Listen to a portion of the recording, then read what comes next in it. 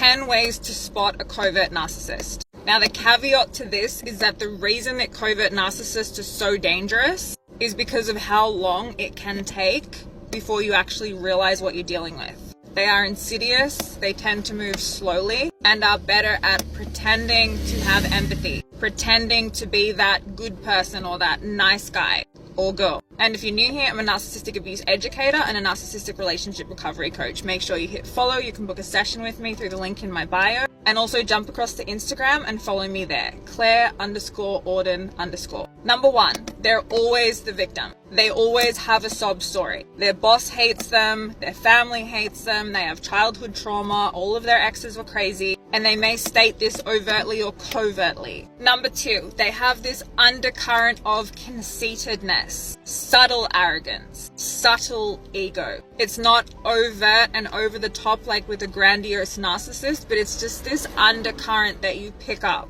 Number 3, they are fragile. They're hypersensitive to any even perceived criticism. They always think that you're trying to attack them or put them down or challenge them in some way, to the point that they often misread your facial expressions, your tone, and the words that you use. Number 4, they ask for a lot of reassurance. And they do this in this underhanded way where they're like, oh, I'm not good looking enough. I'm an idiot. I'm stupid. I'm not good at this. They're always saying these kind of things, but it's to try and get you to argue against it. Or like, I'm just not that nice of a person. So that you will say, yes, you are. You're nice. You're good looking. You're amazing. Number 5, they are sarcastic and passive aggressive because they are also cowardly. And so passive aggression is their favorite form of retaliation. Number 6, they pick at you and put you down in subtle ways, continually being critical at a low level, calling you a name as a joke, giving you backhanded compliments, and just constantly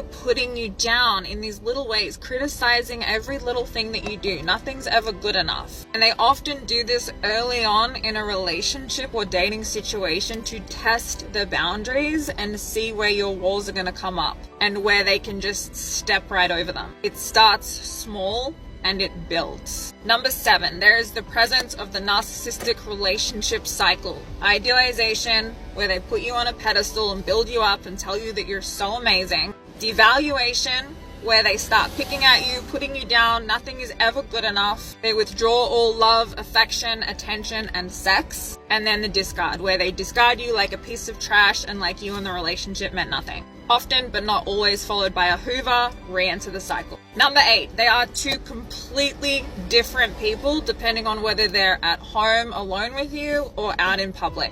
This is one of the biggest signs that you're dealing with a covert narcissist. When you guys are at home alone and no one's there to watch and there's no one for them to perform for, they are like an empty, vacant shell, a complete stranger. They completely ignore you or actively criticize, belittle, and or abuse you. But when they're out in public, in front of people, they're amazing. They're attentive, they're loving, they're kind, they're thoughtful, they're generous. And there's this absolute dichotomy between who they are at home and when you're out. Number 9, they punish you in more covert ways. Instead of blowing up and screaming at you or physically attacking you, they use, again, passive aggression. They use the silent treatment. They stonewall. They have cold rage, which is where it's like they're silently seething underneath. You can see that they're absolutely enraged, but it's covert rather than overt. And number 10, they have no empathy for you once you're past that initial love bombing idealization phase. They don't care if you're upset or crying. They look straight through you. They get angry, aggravated, bored, or frustrated by your tears, emotions, and feelings. They're incredibly resentful if they ever have to look after you if you're sick or injured, if they even look after you when you're sick or injured. And they only show you kindness, compassion, and love if they either